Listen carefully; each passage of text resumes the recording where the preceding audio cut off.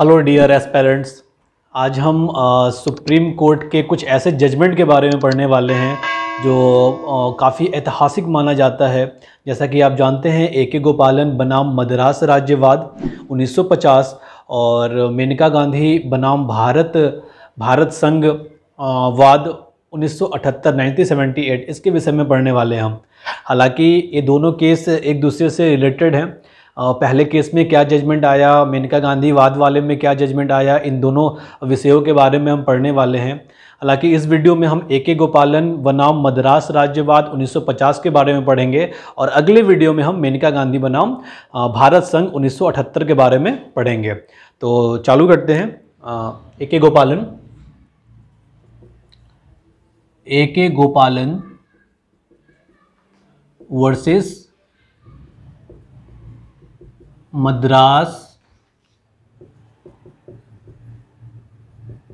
State case 1950।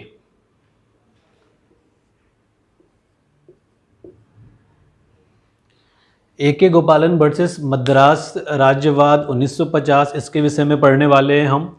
और इसके विषय में पढ़ने से पहले हम ए.के. गोपालन के बारे में थोड़ा बहुत जान लेते हैं।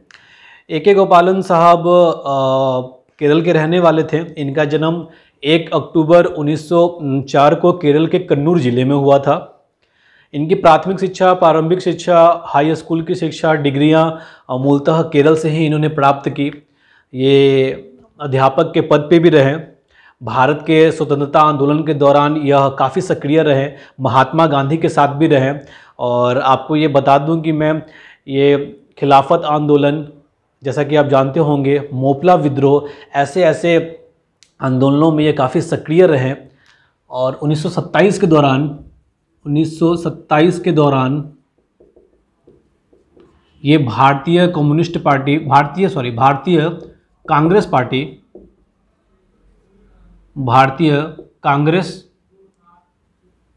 पार्टी के सदस्य बने। भारतीय कांग्रेस पार्टी के सदस्य बने। इसके बाद 1927 में जब भारतीय कांग्रेस पार्टी के सदस्य बने तो 1930 के दौरान ये नमक सत्याग्रह से भी जुड़े, नमक सत्याग्रह आंदोलन से भी जुड़े। ऐसा स्थिति लगातार होने के बाद जब नमक सत्याग्रह आंदोलन से जब जुड़े तो इन्हें गिरफ्तार कर लिया गया। ए.के. गोपालन साहब को गिरफ्तार कर लिया गया 1930 में। नमक सत्याग्रह आंदोलन के बाद इन्हें गिरफ्तार किया गया। गिरफ्तार करने के दौरान जब ये जेल में थे तो कुछ साम्यवादी विचारधाराओं के लोगों के साथ इनकी मुलाकात हुई। और साम्यवादी विचारधारा के लोगों से मुलाकात होने के बाद ये काफ़ी प्रभावित हुए। और प्रभावित होने के बाद इन्होंने भारतीय कम्युनिस्ट पार्टी को ज्वाइन किया। भारतीय कम्युनिस्ट पार्टी, मैं बता दूं कि सन 1939 के दौरान, 1939 के दौरान केरल में भारतीय कम्युनिस्ट पार्टी की स्थापना हुई थी। केरल में भारतीय कम्युनिस्ट पार्टी की स्थापना हुई थी। ध्यान देंगे आप, 1927 के दौरान ये भारतीय कांग्रेस पार्टी के सदस्य थे। और जब जेल में इनकी गिरफ्तारी हुई 1930 में, तो उसके बाद ये साम्यवादी विचारधारा के लोगों के संदर्भ में आए। विचारधारा के लोगों के संदर्भ में आए। साम्यवादी विचारधारा के लोगों के संदर्भ में आने के बाद 1939 के दौरान जब केरल में भारतीय कम्युनिस्ट पार्टी की स्थापना हुई, जब इसका गठन हुआ, तो इन्होंने भारतीय कम्युनिस्ट पार्टी को ज्वाइन कर लिया और भारतीय कांग्रेस पार्टी को इन्होंने छोड़ दिया। तो भारतीय कम्युनिस्ट पार्टी ज्वाइन करने के दौरान ये भारतीय कम्युनिस्ट पार्टी में बहुत ही बड़े कद्दावर नेता के रूप में उभरे और धीरे धीरे ये काफ़ी पार्टी में अपने सक्रिय रहे। लेकिन आपको एक बात बता दूं कि 1939 के दौरान ही इन्हें फिर गिरफ्तार किया जाता है। इन्हें फिर गिरफ्तार किया जाता है। अब क्या कारण है कि 1939 के दौरान इन्हें गिरफ्तार किया जाता है? तो इसको जानने से पहले कुछ पहलुओं पर ध्यान देना होगा हमें। आपको पता होगा कि 1939 के दौरान पूरे विश्व में द्वितीय विश्व युद्ध की लहर चल रही थी।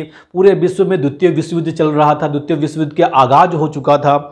और मैं बता दूं कि 1939 के दौरान ही इन्हें गिरफ्तार भी किया गया। तो इन्हें गिरफ्तार करने का एक्चुअल कंटेक्स्ट क्या था, इसके विषय में जानेंगे हम। तो जब 1939 में A.K. गोपालन साहब की गिरफ्तारी हुई, तो गिरफ्तारी का मूल कारण क्या था, इसके विषय में जान लेते हैं हम। जैसा कि आप जानते होंगे, प्रथम विश्व युद्ध 1914 को प्रारंभ हो चुका था। प्रथम विश्व युद्ध 1914 को प्रारंभ हो चुका था। और प्रथम विश्व युद्ध 1914 के प्रारंभ होने के बाद एक अंग्रेजों ने कानून बनाया था, एक अंग्रेजों के द्वारा कानून बनाया गया था। और वह कानून था, आप ध्यान देंगे, defence of India act 1915। Defence of India act 1915। Defence of India act 1915 क्या था, इसके विषय में आप जान लें थोड़ा थोड़ा। डिफेंस ऑफ इंडिया एक्ट 1915 में इसलिए बनाया गया, जब प्रथम विश्व युद्ध चल रहा था पूरे विश्व में, तो उस दौरान 1915 में अंग्रेज़ों ने ये कानून बनाया, डिफेंस ऑफ इंडिया एक्ट 1915। ये बता दूं कि यह कानून थोड़ा बहुत प्रिवेंटिव डिटेंशन का ही रूप है। प्रिवेंटिव डिटेंशन का ही रूप है। प्रिवेंटिव डिटेंशन कहने का मतलब निवारक निरोध,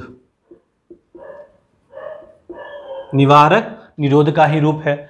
निवारक बिना किसी जुर्म के, निरोध का मतलब गिरफ्तारी, जैसा कि आप जानते हैं, निरोध का मतलब गिरफ्तारी। अब इस कानून में अंग्रेजों ने एक बात कह दी। इन्होंने कहा कि देखिए साहब कि अगर उस दौरान पूरे भारत पे अंग्रेज़ों का कब्जा था, हो चुका था, पूरे भारत पे अंग्रेज़ों का शासन चल रहा था। तो उस दौरान जब द्वितीय विश्व युद्ध छिड़ा, तो अंग्रेज़ों ने एक ऐसा काला कानून बनाया, डिफेंस ऑफ इंडिया एक्ट 1915। इसके दौरान इन्होंने कह दिया कि अगर हम प्रथम विश्व युद्ध के दौरान किसी दूसरे देशों के साथ अगर युद्ध में व्यस्त होते हैं, तो भारत के अंदरूनी हिस्सों में कोई ऐसा आंदोलन ना हो जिससे हमें उन आंदोलनों को शांत करने के लिए हमें अलग से उनमें व्यस्तता बढ़ानी पड़े। इनको शांत करने के लिए इन्होंने डिफेंस ऑफ इंडिया एक्ट 1915 बनाया, क्योंकि इन्हें पता था कि अगर हम किसी दूसरे युद्ध में व्यस्त रहते हैं तो भारत में किसी न किसी प्रकार का आंदोलन खड़ा हो सकता है। तो इन्होंने ये कानून बनाया, और इस कानून के तहत सिर्फ शक के आधार पर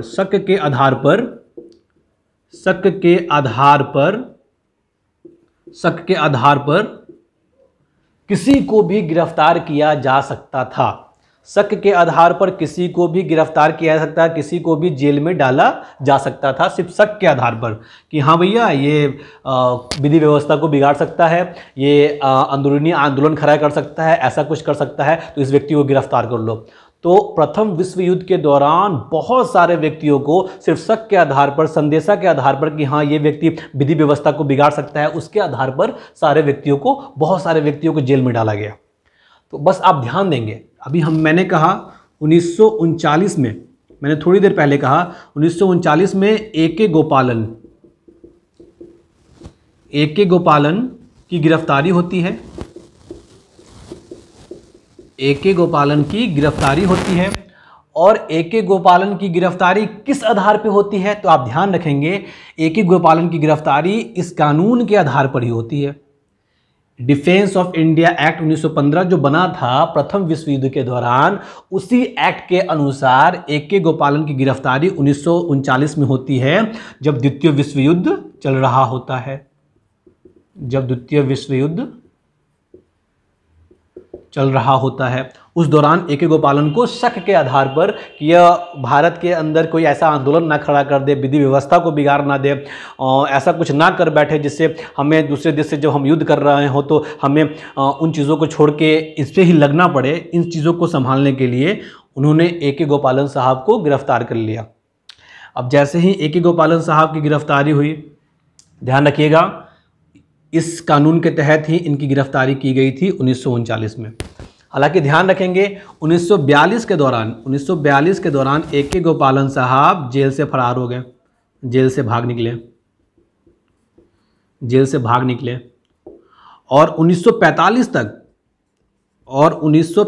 तक जब द्वितीय विश्व युद्ध समाप्त हो रहा था, द्वितीय विश्व युद्ध की समाप्ति हो रही थी 1945 में, तो उस दौरान तक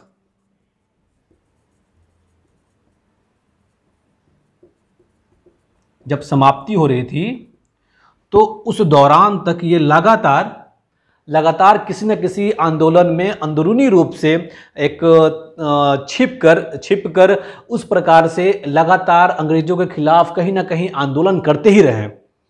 और ये चीज़ें अंग्रेजों को पता चल चुकी थी, वो इन चीज़ों को समझ चुके थे, जान चुके थे। तो इन्होंने अंग्रेजों ने एक काम किया, जैसे ही द्वितीय विश्व युद्ध खत्म हुआ तो द्वितीय विश्व युद्ध खत्म होने के बाद इनकी फिर से गिरफ्तारी हो जाती है। द्वितीय विश्व युद्ध खत्म होने के बाद इनकी फिर से गिरफ्तारी हो जाती है। अब गिरफ्तारी क्यों कब हुई तो ध्यान रखेंगे 1947 में फिर से ए के गोपालन की गिरफ्तारी हो जाती है।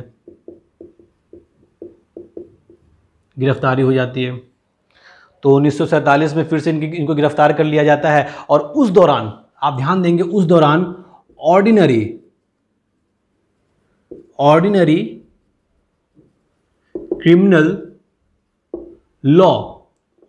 क्रिमिनल लॉ के तहत इन्हें गिरफ्तार किया जाता है। और ऑर्डिनरी क्रिमिनल लॉ के तहत बहुत सारे आरोप इन पे लगा दिए जाते हैं कि इन्होंने ये किया, वो किया, आंतरिक विधि व्यवस्था को बिगाड़ा, बहुत सारी ऐसी चीज़ें इन पे लगा दी गई और इनको जेल में डाल दिया गया। जेल में लगातार डाला गया। मैं बता दूं कि 1947 से 48 में भी जेल में रहे, ये 48 में भी जेल में रहे, 1949 में भी जेल में रहे। 1950 में जब इनकी अवधि पूरी हो गई जेल से बाहर निकलने के लिए, तो ध्यान रखेंगे उस समय भारत आज़ाद हो चुका था। और जब भारत 15 अगस्त 1947 को आज़ाद हुआ था, उस दौरान भी ये जेल में ही थे, उस दौरान भी ए के गोपालन साहब जेल में ही थे। तो 1950 में जब इन्हें बाहर आना था तो उस दौरान भारत सरकार ने एक कानून पास किया जिसे हम लोग कहते हैं प्रिवेंटिव डिटेंशन एक्ट 1950, यानी कह सकते हैं निवारक निरोध कानून 1950 ये लागू कर दिया गया। और बता दूं ये लागू करने वाले कौन थे? सरदार पटेल साहब, सरदार वल्लभ भाई पटेल ने इसको लागू किया। अब सोचने वाली बात यह है कि क्या आज़ाद भारत में, सोचने वाली बात यह है कि क्या आज़ाद भारत में एक लोकतांत्रिक देश में क्या ज़रूरत पड़ गई कि भाई प्रिवेंटिव डिटेंशन एक्ट लगा दिया जाए। एक आज़ाद देश में हर एक लोगों को आज़ाद रहने की विधि व्यवस्था है, हर एक लोगों को कानून से चलने की व्यवस्था है, सब लोग स्वतंत्र रह सकते हैं, अपनी बातों को रख सकते हैं, लोगों को अभिव्यक्ति की आज़ादी है, लोग अपने एक्सप्रेशन को व्यक्त कर सकते हैं, हर एक चीज़ की आज़ादी होगी। तो क्या ज़रूरत पड़ा तत्कालीन भारतीय गृह मंत्री को, जिस समय गृह मंत्री भी थे हमारे सरदार वल्लभ भाई पटेल जी, तो उस दौरान इन्होंने इस कानून को लागू किया। क्या ज़रूरत पड़ा? तो मैं बता दूं, एक छोटा सा इंडेक्स बता दूं कि जिस समय ये प्रारूप समिति बन रही थी, पूरी संविधान बनाने की प्रारूप समिति जब बन रही थी, तो उस दौरान ये बातें कही गई थी कि कहीं ना कहीं कोई ऐसी परिस्थिति ना उठे कि कोई व्यक्ति फंडामेंटल राइट को लेके, यानी अपने अधिकार को लेके कोई ऐसा चीज़ ना कर बैठे जिससे भारत की संप्रभुता की, भारत की अखंडता पर क्षति पहुँचे, अंदरूनी चीज़ों में क्षति पहुँचे। तो इन चीज़ों से बचने के लिए इन लोगों ने एक सोचा कि क्यों ना हम लोग निवारक निरोध कानून जो प्रिवेंटिव डिटेंशन एक्ट है इसको लागू रखें, क्योंकि अगर एक व्यक्ति पूरी विधि व्यवस्था को बिगाड़ता है तो इससे काफ़ी लोगों को क्षति हो सकती है। इसलिए काफ़ी लोगों को बचाने के लिए एक व्यक्ति को डिटेन कर दिया जाए तो कोई बुराई नहीं है इसमें।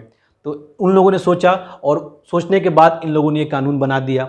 अब जैसे ही ये कानून बना, ध्यान देंगे, जैसे ही ये कानून बना, इस कानून के तहत 1950 में, ध्यान देंगे, 1950 में जैसे ही ये कानून बना तो इस कानून के तहत ए.के. गोपालन को फिर से गिरफ्तार कर लिया गया। मतलब फिर से जेल से बाहर निकलने ही वाले थे कि फिर से इन्हें जेल में डाल दिया गया, फिर से जेल में डाल दिया गया। अब कोई व्यक्ति लगातार जेल में रह रहा हो 1947 के दौरान से ऑर्डिनरी क्रिमिनल लॉ के तहत, तो उस दौरान 47 में रह गया, 48 में रह गया, 49 में रह गया, 50 में अवधि पूरी हुई। ध्यान रखिएगा 1950 में मूलतः जहाँ तक मैं जानता हूँ फरवरी 1950 में इस कानून की घोषणा हुई थी, इस कानून को बनाया गया था और जनवरी अवधि उनके जेल से निकलने की अवधि पूरी हो चुकी थी और जैसे ही फरवरी में ये बना वापस उन पर लगा दिया गया। तो ए.के. गोपालन साहब को वापस जेल में डाल दिया गया, किसके तहत? प्रिवेंटिव डिटेंशन एक्ट 1950 जो सरदार वल्लभ भाई पटेल के द्वारा बनाया गया था। अब तो कोई व्यक्ति लगातार इतने सालों से जेल में रहेगा तो काफ़ी बौखला उठेगा और काफ़ी पढ़ा लिखा व्यक्ति और काफ़ी पहुंचा हुआ व्यक्ति और काफ़ी विधि व्यवस्था को समझने वाला व्यक्ति, इन सारे चीज़ों को देखते हुए ए.के. गोपालन साहब अब तो काफ़ी गुस्से में आ गए। तो उन्होंने कहा कि अब मैं सुप्रीम कोर्ट जाना चाहूँगा। तो ए.के. गोपालन अब धीरे धीरे इन्होंने अपने वकील को बुलाया और वकील को बुलाने के बाद ये सुप्रीम कोर्ट की ओर रुख कर गए। सुप्रीम कोर्ट में इन्होंने कुछ तर्क दिया। अब इन्होंने क्या तर्क दिया, इस तर्क पे थोड़ा ध्यान देंगे हम। सुप्रीम कोर्ट में इन्होंने क्या तर्क दिया, उन्होंने क्या अर्जी लगाई, अर्जी में इन्होंने क्या लिखा, ज़रा इस पर हम ध्यान देंगे। बार बार जेल में रहने के कारण उन्होंने तर्क दिया कि देखिए भाई, उन्होंने वकील के द्वारा अर्जी लगाई, वकील के द्वारा तर्क दिया ए.के. गोपालन साहब ने। वकील के द्वारा तर्क दिया ए.के. गोपालन ने। तर्क क्या दिया? आर्टिकल 21 प्राण एवं दैहिक स्वतंत्रता, आर्टिकल 21 प्राण एवं दैहिक स्वतंत्रता का मेरा हनन हो रहा है। ये आर्टिकल 21 के तहत प्राण एवं दैहिक स्वतंत्रता का जो अधिकार मुझे मिला हुआ है उन अधिकारों को ये छीन रहे हैं। उन्होंने आर्टिकल 21 का हवाला दिया। दूसरा, उन्होंने आर्टिकल 19 जो ए से लेकर जी तक जो मूलतः व्यक्तिगत स्वतंत्रता की बात करता है, इन सारे चीज़ों को वो हमसे छीन लेना चाहते हैं, जिससे इनके व्यक्तिगत स्वतंत्रता का लगातार हनन हो रहा है, जिससे गोपालन साहब की व्यक्तिगत स्वतंत्रता का लगातार हनन हो रहा है।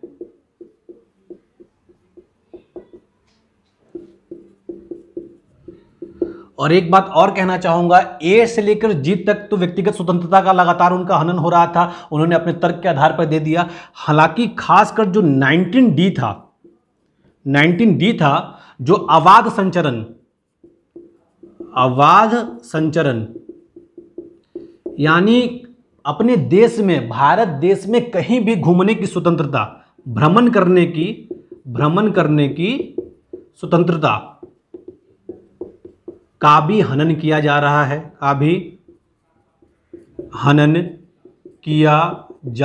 है, इनका कहना था कि किसी न किसी ऑर्डिनरी क्रिमिनल लॉ के तहत मुझे जेल में डाल दिया जा रहा है, मेरी स्वतंत्रता का हनन किया जा रहा है, मैं किस भारत के अलग अलग राज्यों में घूम नहीं पा रहा हूँ, मुझे जो आर्टिकल 19D के तहत जो मुझे अधिकार मिला हुआ है, जो मेरे फंडामेंटल राइट्स हैं, उसका हनन किया जा रहा है। इन्होंने इसका भी हवाला दिया।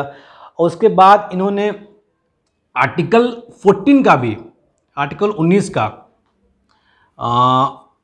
विधि के समक्ष समानता का भी हवाला दिया। विधि के समक्ष समानता का मतलब विधि के समक्ष सभी व्यक्ति एक जैसे ही हैं, सभी व्यक्ति के लिए कानून एक जैसा ही है। तो सभी व्यक्तियों के लिए कानून जब एक जैसा है तो सभी व्यक्तियों के लिए अलग अलग सजाएं क्यों, इसका भी इन्होंने हवाला दिया। आर्टिकल 19 का भी, आर्टिकल 14 का भी हवाला दिया, आर्टिकल 19D का भी हवाला दिया इन्होंने। ये सारे तर्क वकील के द्वारा A.K. गोपालन साहब ने रखा कि आर्टिकल 21 का हनन हो रहा है, 19 का हनन हो रहा है, 19D का हनन हो रहा है, आर्टिकल 14 का हनन हो रहा है।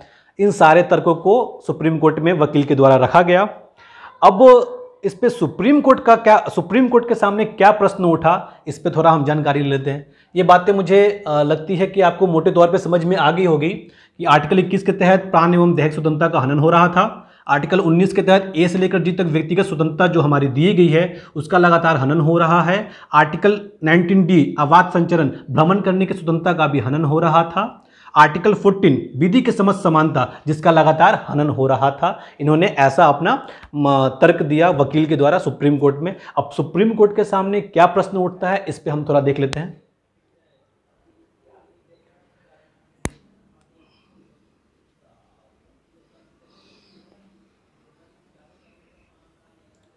अब सुप्रीम कोर्ट के सामने प्रश्न क्या उठा, जरा इस पे हम ध्यान देते हैं।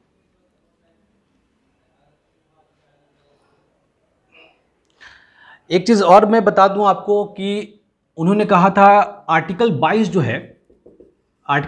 जो है जो निवारक निरोध कानून को लागू करता है, निवारक निरोध कानून को जो लागू करता है, उन्होंने बोला निवारक निरोध कानून जो है वह कानून आर्टिकल 21 का उल्लंघन, निवारक निरोध कानून लागू होने के बाद भी आर्टिकल 21 का अधिकार प्राप्त होता है। निवारक निरोध कानून लगाने के बाद भी आर्टिकल 21 का अधिकार प्राप्त होता है क्योंकि वह दैहिक स्वतंत्रता और निजी स्वतंत्रता को लेकर है, ये भी कहना था तर्क में। और एक तर्क और भी था जिसे मैं आपको बता ही देता हूं। और आर्टिकल 21 का ये हनन हो गया। देन आफ्टर दैट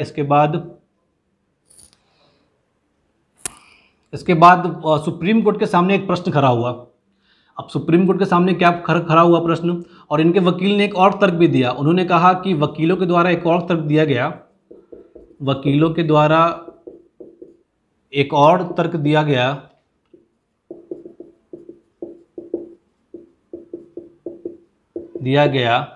कि आर्टिकल 21 और आर्टिकल 19 दोनों एक दूसरे से संबंधित हैं। दोनों एक दूसरे से क्या हैं? संबंधित है। ये सारे के सारे तर्क थे A.K. गोपालन साहब के, जो उन्होंने वकील के द्वारा सुप्रीम कोर्ट के समक्ष रखवाया। ये सारे के सारे तर्क A.K. गोपालन साहब के थे। अब सुप्रीम कोर्ट के सामने क्या प्रश्न उठा, अब हम ध्यान देंगे।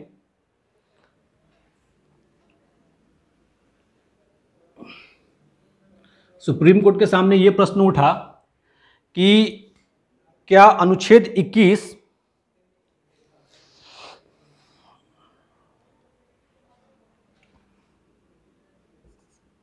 सुप्रीम कोर्ट के सामने यह प्रश्न उठा कि क्या अनुच्छेद 21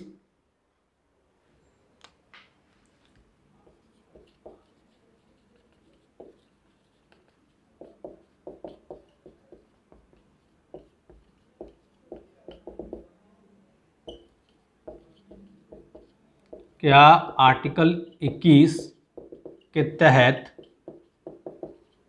कोई डिटेंशन एक्ट लागू होता है क्या?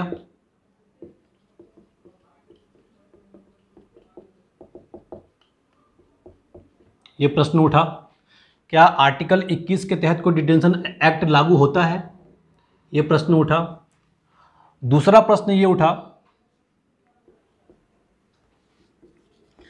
प्रश्न ये उठा कि क्या पहले से कोई ऐसे कानून बनाए गए हों, क्या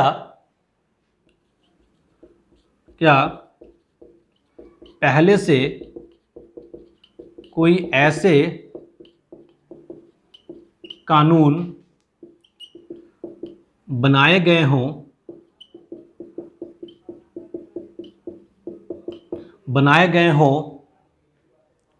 तो उनका आर्टिकल 21 के तहत परीक्षण किया जाना चाहिए।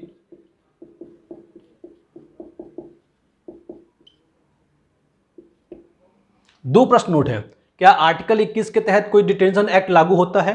पहला प्रश्न। दूसरा प्रश्न, क्या पहले से कोई ऐसे कानून बनाए गए हों तो उनका आर्टिकल 21 के तहत परीक्षण किया जाना चाहिए। इन चीज़ों पर थोड़ा ध्यान देना होगा, इस पे थोड़ा हम ध्यान देंगे ये क्या कह रहा है। तो क्या पहले से कोई ऐसे कानून बनाए गए हों तो उनका आर्टिकल 21 के तहत परीक्षण किया जाना चाहिए। ये दो प्रश्न सुप्रीम कोर्ट के सामने उठे। अब ये दोनों प्रश्न सुप्रीम कोर्ट के सामने जब उठे तो हमारा संविधान क्या कहता है, थोड़ा वो भी देख लेते हैं हम। संविधान, हमारा कॉन्स्टिट्यूशन क्या कहता है? संविधान क्या कहता है? संविधान में आर्टिकल 21 जो दिया गया है, आर्टिकल 21 के द्वारा किसी व्यक्ति को, आर्टिकल 21 के द्वारा किसी व्यक्ति को प्राण एवं दैहिक स्वतंत्रता का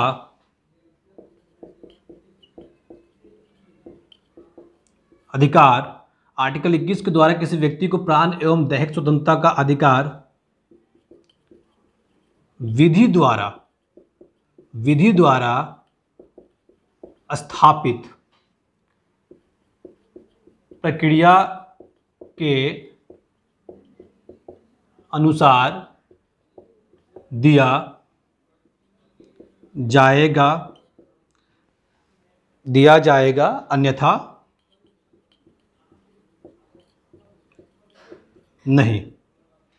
अब एक बात आप ध्यान देंगे, यहां पे ध्यान देने वाली बात है विधि के द्वारा स्थापित प्रक्रिया। विधि के द्वारा स्थापित प्रक्रिया, मैं यही बात कर रहा हूं।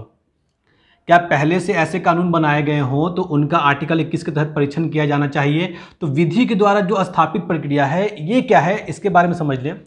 आर्टिकल 21 के द्वारा किसी व्यक्ति को प्राण एवं दैहिक स्वतंत्रता का अधिकार विधि के द्वारा स्थापित प्रक्रिया के अनुसार दिया जाएगा अन्यथा नहीं।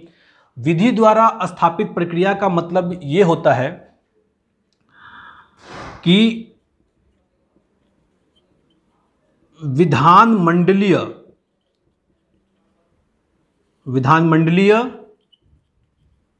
विधि के द्वारा बनाया गया कानून, विधानमंडलीय विधि के द्वारा बनाया गया कोई कानून जो विधि द्वारा स्थापित प्रक्रिया के द्वारा बनाया गया है, विधानमंडलीय विधि के द्वारा बनाया गया कानून, यानी छोटे छोटे मोटी मोटी भाषाओं में समझ लें आप। अगर कोई राज्य, यदि कोई राज्य विधानमंडलीय विधि के द्वारा कोई कानून बनाती है तो उस कानून के तहत किसी भी व्यक्ति के प्राण एवं दैहिक स्वतंत्रता का हनन किया जा सकता है, अर्थात उसे रोका जा सकता है। कैसे, आप ध्यान देंगे एक बात पे। आपको पता होगा 5 अगस्त, छोटा सा मैं एक एग्जांपल देता हूं। 5 अगस्त 2019 को जब J&K से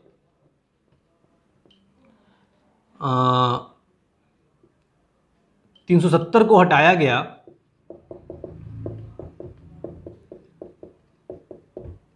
जे एंड के से आर्टिकल 370 को हटाया गया, तो उस दौरान बहुत सारे नेताओं को नजरबंद किया गया। आप ध्यान देंगे, 5 अगस्त 2019 को जे एंड के से 370 को हटाया गया, उस समय बहुत सारे नेताओं को नजरबंद किया गया। ये नजरबंद कैसे किया गया भैया? नजरबंद क्या है? क्या उन्होंने कुछ अपराध किया था? नहीं, उन्होंने कुछ अपराध नहीं किया था। बस आप ध्यान देंगे 1988 के दौरान, 1988 के दौरान जे एंड के एक्ट के तहत, 1988 के दौरान जे एंड एक्ट के तहत वहां की विधानमंडलीय विधि द्वारा एक कानून बनाई गई थी कि किसी व्यक्ति को शंका के आधार पर कि वहाँ के विधि व्यवस्था को खराब ना कर दे, वहाँ के अखंडता को खराब ना कर दे, वहाँ की संप्रभुता को खराब ना कर दे, और इन चीज़ों को बचाने के लिए कुछ नेताओं को नज़रबंद कर दिया गया कि अगर ये चीज़ों को हटा दिया जाए तो ये नेता आकर जनताओं में कुछ ऐसा भाषण ना दे दें, कुछ ऐसी चीज़ें ना बोल दें जिससे भारत की संप्रभुता को चोट पहुँचे, अखंडता को चोट पहुँचे। तो जे एंड के कानून के तहत इन्हें नज़रबंद कर दिया गया, इन्हें डिटेन कर दिया गया, इन पे प्रिवेंटिव डिटेंशन एक्ट लगा दिया गया और इनको नज़रबंद कर दिया गया। अब ध्यान देंगे, ये विधि द्वारा जो स्थापित प्रक्रिया है, इसका मतलब ही है विधानमंडलीय विधि, यानी राज्य के द्वारा बनाया गया कोई ऐसा कानून जिसपे किसी व्यक्ति को शक के आधार पर गिरफ्तार कर लिया जाए, अब ये चीज़ें तो पूरी होगी, जैसा कि मैं समझ सकता हूँ कि आपने इन चीज़ों को बहुत अच्छे से समझा होगा।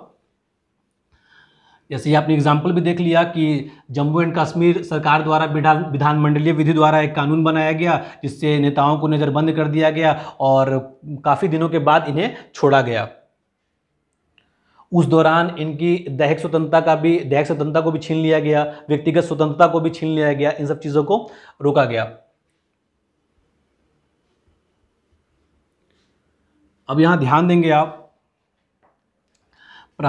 ये विधानमंडलीय विधि के द्वारा बनाया गया कानून, यानी कि जो विधानमंडलीय विधि के द्वारा जो कानून बनाए गए हैं, उस कानून के द्वारा प्राण एवं दैहिक स्वतंत्रता को छीना जा सकता है। ये सुप्रीम कोर्ट की दलील थी, ये सुप्रीम कोर्ट का कहना था, सुप्रीम कोर्ट का जजमेंट था, सुप्रीम कोर्ट का ये जजमेंट था कि प्राण एवं दैहिक स्वतंत्रता को छीना जा सकता है विधि द्वारा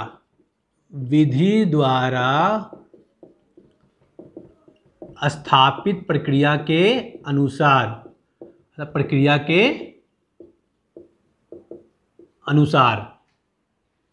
विधि द्वारा स्थापित प्रक्रिया के अनुसार, यानी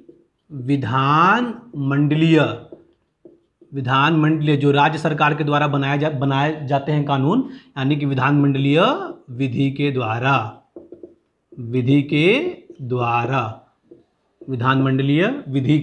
द्वारा उनके अधिकार को छीना जा सकता है। आप एक बात ध्यान रखेंगे, जो विधि द्वारा स्थापित प्रक्रिया है, ये इंग्लैंड की संकल्पना है और इंग्लैंड के द्वारा अपनाया गया है, ना कि अमेरिका के द्वारा। ये अमेरिका की संकल्पना नहीं है, इंग्लैंड की संकल्पना है। बहुत सारे जगह लोग अमेरिका कह देते हैं, जो गलत है, ये इंग्लैंड की संकल्पना है, ध्यान रखेंगे आप। तो मोटी मोटी बातों में आप समझ लिए होंगे कि विधि द्वारा स्थापित प्रक्रिया का क्या मतलब हुआ और सुप्रीम कोर्ट ने क्या जजमेंट दिया कि विधि द्वारा स्थापित प्रक्रिया जो राज्य के द्वारा बनाए गए कानून हैं, उस कानून के द्वारा आर्टिकल 21 जो प्राण एवं दैहिक स्वतंत्रता है उसको छीना जा सकता है।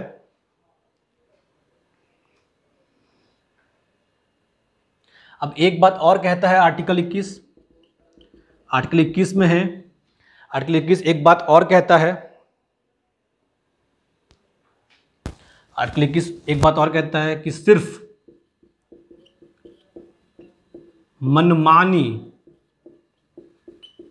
प्रक्रिया के आधार पर सुरक्षा उपलब्ध कराया जा सकता है, सुरक्षा उपलब्ध कराया जा सकता है। अब इस बात का ध्यान रखेंगे, सिर्फ मनमानी प्रक्रिया का मतलब क्या होता है? मनमानी प्रक्रिया का कहने का मतलब कि विधानमंडलीय विधि के द्वारा अगर कोई कानून नहीं बनाया गया हो और बिना किसी कानून के उसे डिटेन कर लिया गया हो, उसे नज़रबंद कर लिया गया हो, तो उसके खिलाफ सुप्रीम कोर्ट में सुरक्षा उपलब्ध कराई जा सकती है, उसके खिलाफ उसे सुरक्षा उपलब्ध कराया जा सकता है। सिर्फ मनमानी प्रक्रिया के विरुद्ध, यानी विधानमंडलीय विधि के द्वारा कोई कानून ना बनाया गया हो, अपने मन से कोई मनमानी प्रक्रिया के द्वारा उसे गिरफ्तार कर लिया जाता हो, तो उस आधार पर उस व्यक्ति की सुरक्षा प्राप्त कराई जा सकती है। और एक बात और सुप्रीम कोर्ट ने कहा, प्राण एवं दैहिक स्वतंत्रता को छीनने का मतलब, प्राण एवं दैहिक स्वतंत्रता का मतलब व्यक्ति की निजी स्वतंत्रता से है, निजी स्वतंत्रता से है, प्राण एवं दैहिक व्यक्ति की निजी स्वतंत्रता से है।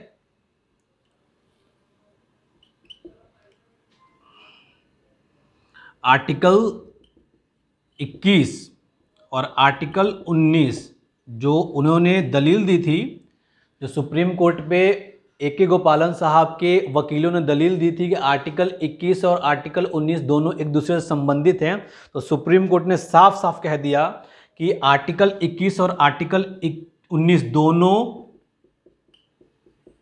एक समान नहीं है, दोनों एक समान नहीं है और इनको एक साथ नहीं देखा जाना चाहिए, और इनको एक साथ नहीं देखा जाना चाहिए। तो इस आधार पे आप समझ चुके होंगे कि आर्टिकल 19, आर्टिकल 21, आर्टिकल 19 दोनों एक समान नहीं है। किस आधार पे उन्हें जेल में डाला गया, विधि द्वारा स्थापित प्रक्रिया क्या है, और प्राण एवं दैहिक स्वतंत्रता का हनन व्यक्ति की निजी स्वतंत्रता से है, ना कि आर्टिकल 19 व्यक्ति को आबाद घूमने के लिए छोड़ दिया जाए, ये करने के लिए छोड़ दिया जाए, नहीं। जब व्यक्ति को डिटेन किया गया है तो व्यक्ति की सिर्फ निजी स्वतंत्रता से है, उन्हें विधानमंडलीय विधि के द्वारा डिटेन करके जेल में रखा जा सकता है। और आर्टिकल 21 और आर्टिकल 19 दोनों एक दूसरे से संबंधित नहीं हैं। तो सुप्रीम कोर्ट ने साफ शब्दों में कह दिया कि अगर किसी व्यक्ति को आर्टिकल 22 जो निवारक निरोध कानून है उसके तहत किसी व्यक्ति को गिरफ्तार किया जाता है और वह गिरफ्तारी विधानमंडलीय विधि के द्वारा किया गया हो तो वह गिरफ्तारी मान्य होगी। जैसे कि राज्य सरकार जम्मू एंड कश्मीर में कुछ नेताओं को नज़रबंद किया गया था, उस दौरान जम्मू एंड कश्मीर एक्ट 1988 को लागू किया गया था और नेताओं को नज़रबंद कर दिया गया था। उसी प्रकार से उस समय सुप्रीम कोर्ट में 1950 में जजमेंट दिया कि अगर राज्य सरकार ने विधानमंडलीय विधि के द्वारा कोई कानून बना दी, अर्थात विधि द्वारा स्थापित प्रक्रिया के द्वारा कोई कानून बना दी, तो वह कानून मान्य होगा और उस कानून के द्वारा किसी भी व्यक्ति की दैहिक स्वतंत्रता, प्राण एवं दैहिक स्वतंत्रता को छीना जा सकता है। ये सुप्रीम कोर्ट की दलील थी। अब ये सुप्रीम कोर्ट आर्टिकल प्राण एवं दैहिक स्वतंत्रता को जो छीनने की बात कही जा रही थी, ये कैसे मेनका गांधी बनाम भारत संघ 1978 में बदल गया, इसके विषय में हम नेक्स्ट वीडियो में देखेंगे। तब तक के लिए धन्यवाद, शुक्रिया, धन्यवाद।